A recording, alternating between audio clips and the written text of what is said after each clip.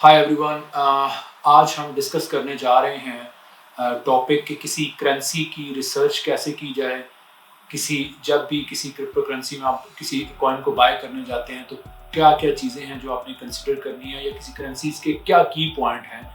तो ये एक बड़ा कॉमन क्वेश्चन है जो हमारी रिसेंट क्लास के अंदर हमारी कम्युनिटी की तरफ से बहुत ज़्यादा पूछा गया, और उस पर एक डिटेल वीडियो बनाने का हमने सोचा। हमने एक आंसर वहाँ पे कर दिया था, लेकिन हमने डिटेल वीडियो बनाने के बारे में सोचा, और इसलिए हम उन पॉइंट्स को डिस्कस करेंगे। देखिए, बहुत सारी करेंसीज हैं जो कि लॉन्च होती हैं ऑलमोस्ट एवरी मंथ।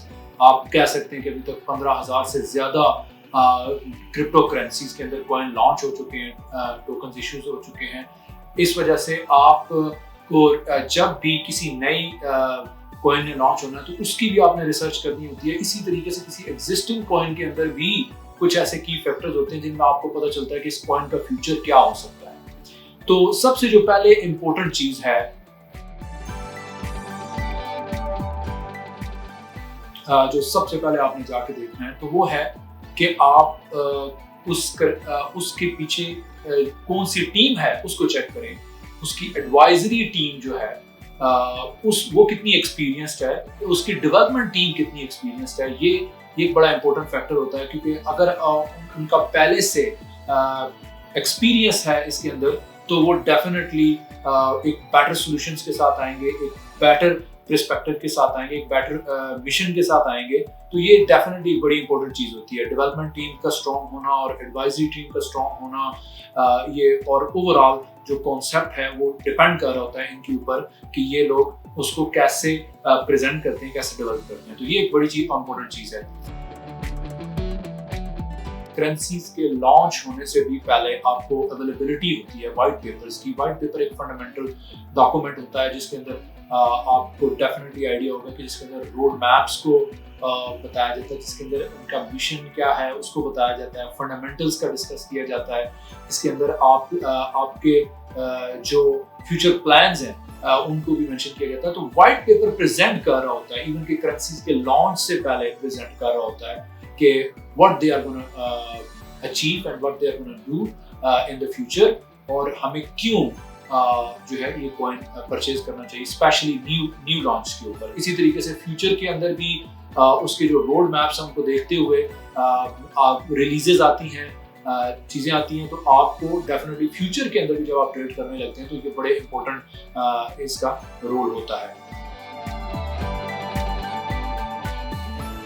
आप जब भी कोई करेंसी लॉन्च होती है या एग्जिस्टिंग करेंसी है तो उसकी सोशल मीडिया के ऊपर एनालिसिस करना बहुत जरूरी है। अब सोशल मीडिया के अंदर फेसबुक भी आता है, ट्विटर भी आता है, यूट्यूब भी आता है, लेकिन YouTube is a different then Facebook और ट्विटर और टेलीग्राम, बिकॉज यूट्यूब के अंदर एक बंदे की राय है। जैसे मैं वीडियो बना रहा हूँ तो मेरी राय है, अगर मैं किसी के करेंसी को सपोर्ट करना चाहता हूँ तो मोस्टली मैं उसकी तरफ लोगों को लेके जा रहा हूँ। लेकिन आप कमेंट्स के अंदर जाएं तो आपको मल्टीपल लोगों की उसके ऊपर राय मिलेगी। तो इसलिए सोशल मीडिया के ऊपर कलेक्शंस ऑफ पीपल होते हैं, उनकी सारों की जो राय होती है वो ज्यादा मैटर करती है। डेफिनेटली एक एडवाइजर या आप कह सकते हैं एक एक्सपर्ट या कोई फाइनेंशियल एडवाइजर वीडियो बना रहा है तो उनकी राय डेफिनेटली मैटर करेगी। We are not financial adviser, but definitely उनकी राय मैटर करती है। लेकिन और उसके साथ साथ जो कलेक्शन ऑफ पीपल है सोशल मीडिया के ऊपर, वो बड़ा ही एक इम्पोर्टेंट होता है कि वो क्या सोच रहे हैं। तो उससे रिलेटेड आप सोशल मीडिया से आपको आइडिया होता है कि और फिर आपको कुछ ऐसे टूल्स मिलते हैं जो सेंटीमेंट एनालिसिस करते हैं सोशल मीडिया का, तो आप उन टूल्स को भी यूज कर सकते हैं। बहुत सारे टूल्स इंटरनेट पे अवेलेबल है। तो आपका सोशल मीडिया पर जो एनालिसिस है वो भी आपको बताता है कि ये करेंसीज का फ्यूचर क्या है, लोगों का इसके ऊपर बिलीव क्या है। ये भी एक बड़ा इंपॉर्टेंट पर्सपेक्टिव है।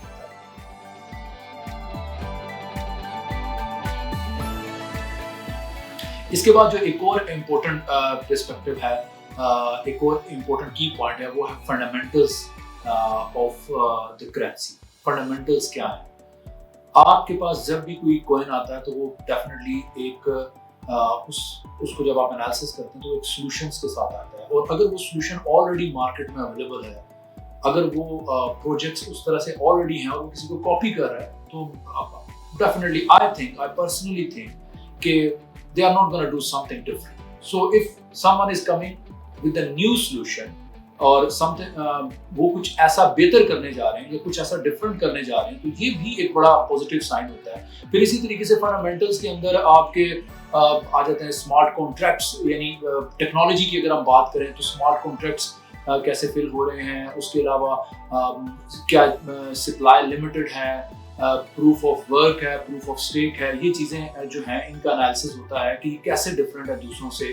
इसी तरह जो कॉन्ट्रैक्ट्स पर ब्लॉक है वो कैसे है, ये जो पॉइंट्स हैं इनका एनालिसिस करना और उसकी टेक्नोलॉजी का एनालिसिस करना, उसकी टेक्नोलॉजी कैसे डिफरेंट है ये और वो क्या डिफरेंट करने जा रहे हैं, तो ये बड़ी एक इम्पोर्टेंट चीज़ होती है किसी नए लॉन्च के लिए, किसी नए कॉइन के लिए। स्पेशली मैं अगर बात करूँ कि जब आप किसी नए कॉइन्स को बाय करने जा रहे हैं, क्योंकि नए कॉइन्स जो होते हैं तो रिलीज होते हैं और उनमें आपके पास एक बड़ा अच्छा टाइम होता है उसमें इन होने का। तो नेक्स्ट टाइम की पर्सपेक्टिव से हम बात करें कि टाइम में ये होता है कि डेफिनेटली आप के लिए जब स्टार्ट ऑफ द कॉइन्स होता है तो एक अच्छा प्रोजेक्ट है तो आपके पास गेन के ज़्यादा चांसेस हैं। इसी तरीके से कोई रिलीज आती है इन फ्यूचर आपको आप देखते हैं कि मुख्तलिफ कॉइन्स के अंदर जो उनके वर्जन रिलीज या डेवलपमेंट जो है वो आपको न्यूज़ दे रहे होते हैं, तो वो बड़ा राइट टाइम होता है आपके मैक्सिमम गेन्स करने के लिए। ठीक है, तो जो टाइम का एनालिसिस है वो भी बड़ा ज़रूरी है। आप कभी भी जब भी रिसर्च करें तो ये देख लें कि आप जिस प्रोजेक्ट के अंदर राइट टाइम पे एंटर होंगे, अगर उसका टाइम राइट है तो आप मैक्सिमम गेन्स कर सकते हैं। और अगर आप टॉप ऑफ द मार्केट और ऑलरेडी वो जो उस न्यूज़ का इफेक्ट था या जो उस डेवलपमेंट का या जो लॉन्च का या रिलीज का इफेक्ट था वो ऑलरेडी हो चुका है, तो मेरे ख्याल में वो टाइम इतना इम्पोर्टेंट, आपने उस अपॉर्चुनिटी को मिस कर दिया या आप लेट हो गए, तो टाइम का एनालिसिस जरूर करें। जब आप कॉइन ले रहे हो तो टाइम का एनालिसिस बहुत जरूरी होता है, ये भी एक बड़ा इम्पोर्टेंट है।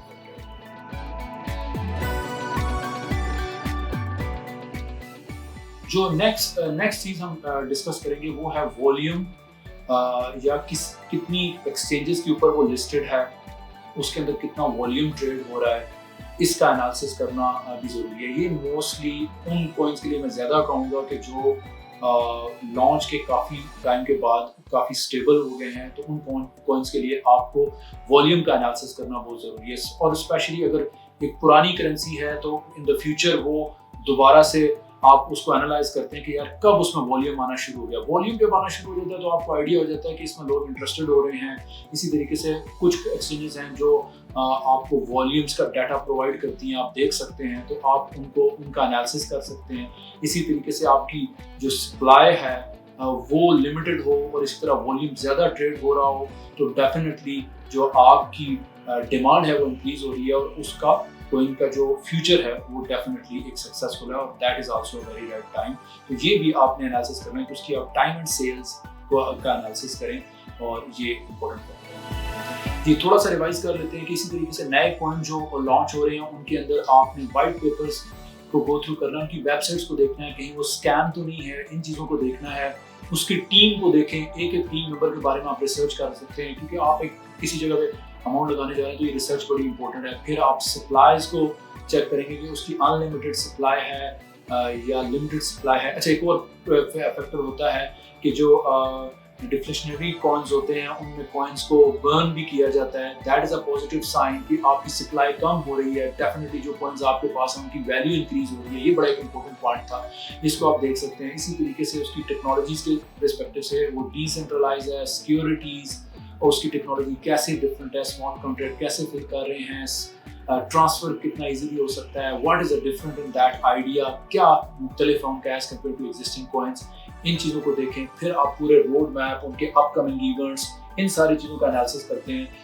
कम्युनिटीज़ की बैक देखते हैं कि कितनी बैक है, कितना उसको बैक कर रहे हैं और कैसे, कितने उसके होल्डर्स कितने हैं। अच्छा, फिर एक और इम्पोर्टेंट पर्सपेक्टिव जो हम डेफिनेटली देखते हैं कि उसकी जो डेवलपमेंट टीम्स या बड़े जो होल्डर्स हैं उन्होंने कितने कॉइन्स होल्ड किए। अगर वो सेल करना शुरू कर देते हैं तो it means they are losing the believe as well.